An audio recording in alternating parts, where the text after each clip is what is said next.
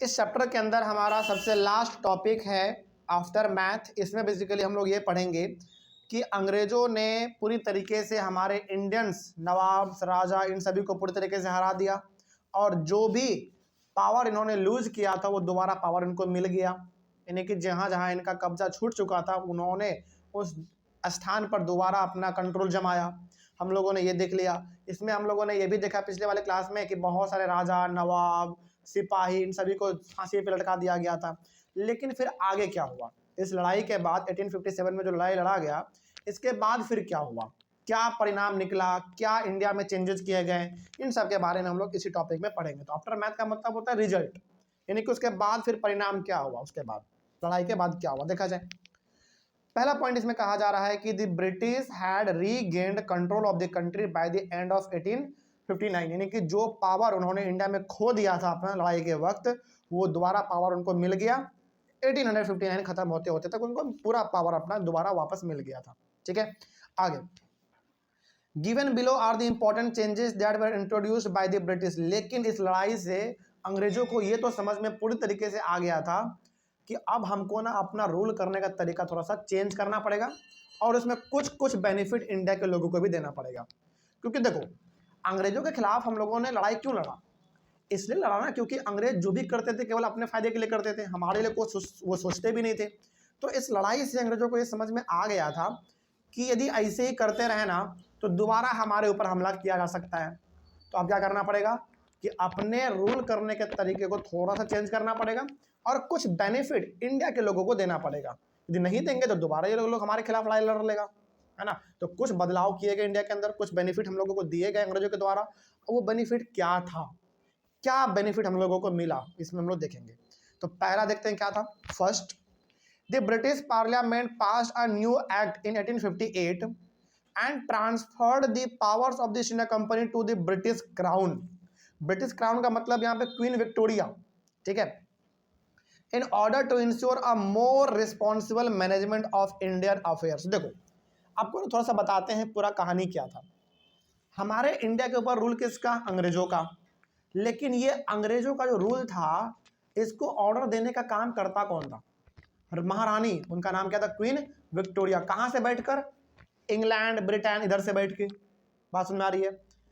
तो अब यहाँ पे जो अंग्रेजों ने ये तो पूरा लड़ाई लड़ा, इनको ये समझ में आ गया था कि भैया सारा पावर अपने हाथ में मत रखो।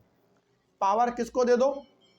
क्वीन विक्टोरिया को दे दो, यानी कि पावर अल्टीमेटली महारानी को दे दो। वही डिसाइड करेंगे कि इंडिया में अब क्या होना है क्या नहीं होना है। क्योंकि जब तक इनके पास पावर था, ये लोगों ने क्या किया? लड़ाई लड़ा, हम लोगों को गलत तरीके से मारा, पीटा, टॉर्चर किया ना पूरी तरीके से। लेकिन अब ईस्ट इंडिया कंपनी ने सारा पावर किसको दे दिया? हालांकि पावर अल्टीमेटली था किसके पास? क्वीन विक्टोरिया के पास ही था। लेकिन उन्होंने बोला था कि आपको जैसा ठीक लगे आप उस तरीके से इंडिया को रूल करो। लेकिन इनके वजह से क्या हो गया? इंडिया में लड़ाई लड़ गया, थोड़ा बर्बादी हो गया। तो इन्होंने कहा महारानी को दोबारा कि महारानी जी, अल्टीमेटली पावर आप ही के पास रहेगा, आप ही ऑर्डर करना कि क्या करना है क्या नहीं करना है। क्योंकि यदि इन लोगों के हाथ में पावर आ रहा है तो लोग गलत तरीके से इस्तेमाल कर रहे हैं। तो बताओ, अब पावर कहाँ किसके पास चला गया? क्वीन विक्टोरिया के पास चला गया। ठीक है, इसको ये चीज़ करने के लिए बेसिकली उन्होंने अपना कानून बनाया था। कानून के तहत ही उनको सारा पावर मिला था। अब ऐसे जब देखो, जब सारा पावर क्वीन विक्टोरिया के हाथ में है तो अच्छे तरीके से इंडिया हमारा चल पाएगा। ठीक है, नहीं तो क्योंकि पहले क्या था ना, बहुत सारे ऑफिसर थे, सबका पावर अलग अलग था, सबका विचार अलग अलग था, तो लड़ाई पीढ़ी बहुत होता था। लेकिन अब पावर अल्टीमेटली किसके पास? क्वीन विक्टोरिया के पास। वो जो बोल देगी केवल वही होगा। अब आप चाहे कुछ बोलो या ना बोलो, क्वीन विक्टोरिया जो बोल देगी वही होगा। इसीलिए पावर उनके हाथ में दे दिया गया। पहला ये बदलाव किया गया। दूसरा क्या था देखो, second, a member of the British cabinet was appointed Secretary of State for India and made responsible for all matters related to the governance of India। यानी कि इंडिया के अंदर जो भी अब काम होगा, इंडिया को जिस तरीके से रूल किया जाएगा, उसको नज़र रखने का काम एक खास प्रकार के इंसान को सौंप दिया गया। यानी कि ब्रिटिश का ही ये ऑफिसर होता था, उनका काम ये बांट दिया गया कि इंडिया में जिस तरीके से गवर्नमेंट चल रहा है उसके ऊपर आप नज़र रखो कि कहीं पे गलत हो रहा है कि कहीं पे सही हो रहा है ये। ठीक है, और उनको बेसिकली क्या कहा गया? सेक्रेटरी ऑफ स्टेट कहा गया। यानी कि सेक्रेटरी ऑफ स्टेट जो था वो कौन था, बेसिकली एक अंग्रेज का ही ऑफिसर था। उनका काम ये था, उनका काम ये दे दिया गया कि इंडिया के ऊपर जो भी काम चल रहा है, जो भी गवर्नमेंट का तरीका है काम करने का, उसके ऊपर आपको केवल नजर रखना है बस, कि बस आपको ये देखना है कि काम सही तरीके से हो रहा है कि नहीं, बस कोई दिक्कत नहीं इसमें। आगे इसी में कहा गया कि he was given a council to advise him called the Indian council, यानी कि इनको एक काउंसिल भी दे दिया, यानी कि पूरा एक संगठन भी इनको दे दिया गया कि आप इनको ही एडवाइस करना कि आपको कैसे इंडिया में रहना है। और वो कौन था, हमारा इंडियन काउंसिल था बेसिकली, यानी कि उस समय पे हमारे इंडिया के बड़े बड़े लीडर थे जिनको ये एडवाइस करते थे कि आप ये करो वो करो, इस तरीके से करते थे। लेकिन कहने का मतलब हम लोग अपने मन का कुछ भी नहीं कर सकते थे उस समय पे, हम लोगों को करने के लिए कहा जाता था तब हम लोग करते थे। सोचो, कंट्री हमारा, लोग हमारे, पैसा हमारा, सब कुछ चीज़ हमारा, लेकिन नियम किसका, अंग्रेजों का। ये दूसरा बदलाव था। आगे बढ़ते हैं। थर्ड क्या था, the governor general of India was given the title of viceroy. जो गवर्नर जनरल थे उनके नाम को बदल के क्या कर दिया गया। देखो, गवर्नर जनरल एक पोस्ट है, याद रखिएगा, ये किसी आदमी का नाम नहीं है गवर्नर जनरल, ये पोस्ट का नाम है।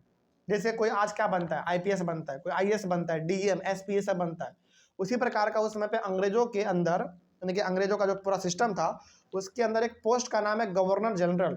इसके नाम को बदल के क्या कर दिया गया, वाइसराय कर दिया गया। ठीक है, आगे बढ़ते हैं। Viceroy was a personal representative of the crown. लेकिन जो वाइसराय होता था ये खास आदमी होता था, किसका, क्राउन का। क्राउन मतलब वही क्वीन विक्टोरिया का। तो कहने का मतलब ये हो गया कि क्वीन विक्टोरिया सीधा सीधा ऑर्डर नहीं देती थी किसी को, वो किसको बोलती थी, वाइसराय को बोलती थी कि हाँ ये कानून पास होना चाहिए, तो हो जाता था। कहने का मतलब वाइसराय जो भी थे हमारे उस समय पे इंडिया के अंदर, वो क्वीन विक्टोरिया का राइट हैंड हुआ करता था। जो बात होगा वाइसराय के साथ ही होगा, सिंपल, ये पहले होता था। ये तीसरा बदलाव किया गया। चौथा बदलाव क्या था, देखो, a ruling chiefs of the country were assured that their territory would never be annexed in future.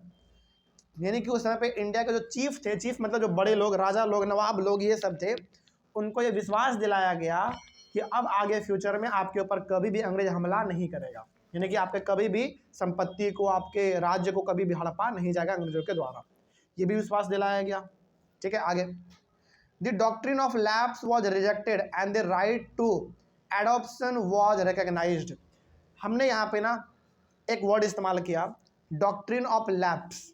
Doctrine of lapse में क्या था, याद रखिएगा, इसमें यह था कि यदि आपका खुद का कोई संतान नहीं है, यदि आपका खुद का कोई बच्चा नहीं है, तो आपका जितना भी प्रॉपर्टी है सब किसके अंदर में चल जाएगा, राजा के, सॉरी, ब्रिटिश के अंदर में चल जाएगा। लेकिन इसको बदला गया। अब अंग्रेजों ने यह कहा कि यदि आपके पास कोई अपना बच्चा नहीं भी है, यदि आप उसको गोद भी ले लेते हैं दूसरे बच्चे का, तो वो बच्चा आप ही का कहलाएगा और आपके धन संपत्ति, प्रॉपर्टी या फिर राज्य को हड़पा नहीं जाएगा। अच्छा बताओ, ये केस किसके साथ हुआ था, रानी लक्ष्मीबाई के साथ हुआ था। रानी लक्ष्मीबाई के पास अपना कोई संतान नहीं था, उन्होंने बच्चे को गोद लिया था, लेकिन उस गोद लिए हुए बच्चे को क्या अंग्रेज स्वीकार करने के लिए राजी था, नहीं था, इसीलिए उसके ऊपर हमला हुआ था रानी लक्ष्मीबाई के ऊपर। लेकिन अंग्रेजों ने अब क्या कहा, अंग्रेजों ने अब कह दिया कि यदि आपने किसी बच्चे को गोद भी लिया है ना, तो वो आप ही का बच्चा है, आपके धन संपत्ति प्रॉपर्टी को नहीं हड़पा जाएगा अंग्रेजों के द्वारा, सिंपल। ठीक है, आगे, Indian rulers had to hold their kingdoms as subordinates of the British crown. यहाँ पे ये भी कहा गया कि जितने भी इंडिया के राजा लोग हैं वो अपने जगह पे रूल तो करेंगे ही, लेकिन किसके साथ मिलके, अंग्रेजों के साथ मिलके। सबऑर्डिनेट का मतलब मिलजुल के रूल दोनों करेगा, राजा भी और अंग्रेज भी, कोई दिक्कत नहीं।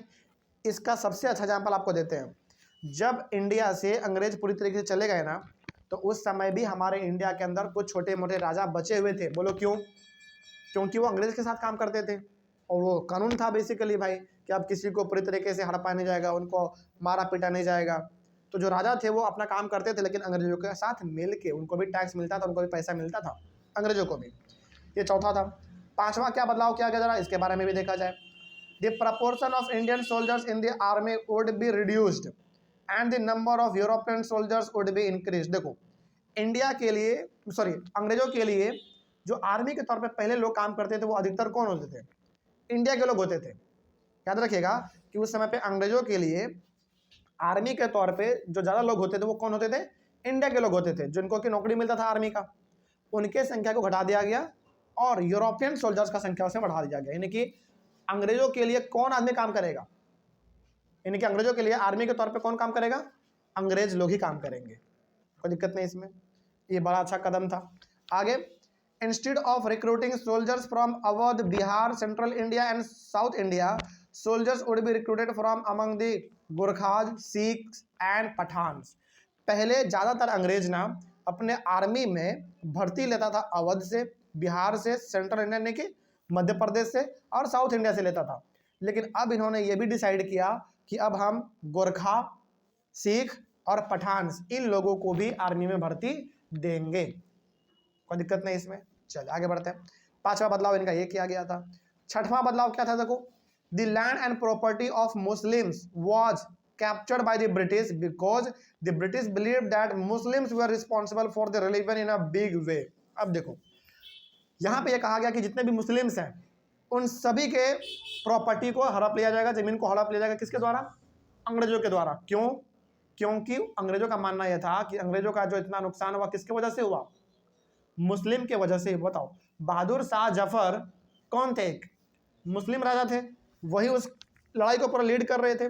तो अंग्रेजों ने एक तरीके से बदला लेने के लिए क्या किया, उन्होंने डिक्लेयर कर दिया कि जितने भी मुस्लिम लोग हैं उन सारे के सारे लोगों का लैंड ले लो, प्रॉपर्टी ले लो, क्योंकि इन्हीं की वजह से लड़ाई हुआ और इतना जो हमारा धन संपत्ति नुकसान हुआ उसका भरपाई कहाँ से करेंगे, इसी से कर लेंगे।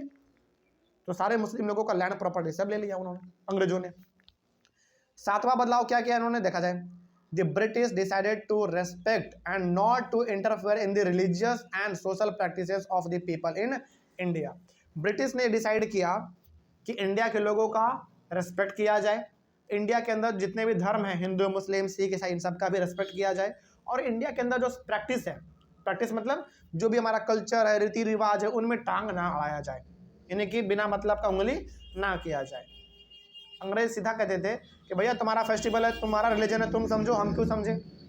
लेकिन पहले उंगली करता था वो, लेकिन अब इन्होंने डिसाइड किया कि नहीं, उंगली नहीं करेंगे, क्योंकि उनका पता था ना दोबारा टॉर्चर करेंगे, दोबारा हमारे ऊपर हमला हो जाएगा, क्या पता इस बार पूरा कंट्री हमारे ऊपर टूट पड़े। बात समझ में आ रही है। तो ये क्या कर रहा था, एक तरीके से अलग अलग चेंजेस करके हमारा दिल जितना चाहता था कि हाँ भैया जो हो गया सो हो गया, दोबारा मिलके रूल करते हैं सिंपल, यही इनका कहना था।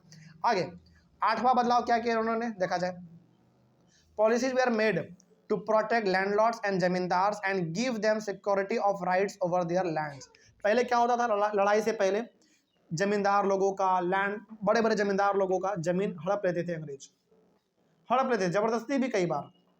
लेकिन अब लड़ाई के बाद इनको समझ में आ गया था कि ये छोटा मोटा आदमी नहीं है, बहुत बड़ा आदमी है, इनके जमीन को हड़पा ना जाए, इनका जो अधिकार है वो दे दिया जाए, बेसिकली इनका जो जमीन है इन्हीं का रहेगा, हम अपने कब्जे में कभी नहीं लेंगे।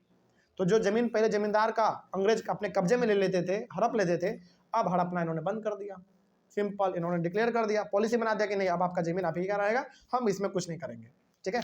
10 a new phase of history began after 1857। तो लास्टली हम लोग यहाँ पे ये कह सकते हैं अंत में कि 1857 के बाद क्या हुआ बताओ। 1857 के बाद इंडिया में एक अलग ही फेज देखने को मिला। 1857 से पहले अंग्रेजों का रूल करने का तरीका बड़ा गलत था, बहुत गलत था, अलग अलग तरीके से हम लोगों को टॉर्चर करते थे। लेकिन जब हम लोगों ने लड़ाई लड़ा 1857 में, भले ही 1857 का लड़ाई हम लोगों ने नहीं जीता, लेकिन अंग्रेजों ने उस लड़ाई के बदले बहुत सारे बदलाव किए, जिसका बेनिफिट हम लोगों को देखने को मिला, कोई दिक्कत नहीं इसमें। चलिए इस तरीके से हमारा टॉपिक और टॉपिक के साथ हमारा चैप्टर भी खत्म होता है।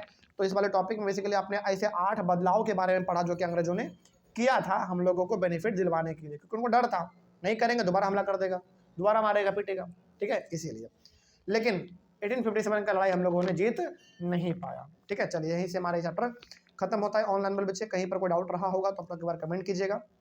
मिलेंगे हम लोग अपने अगले वाले क्लास में एक नए चैप्टर के साथ और अपने शुरुआत के साथ। तब तक के लिए thank you very much and have a nice day.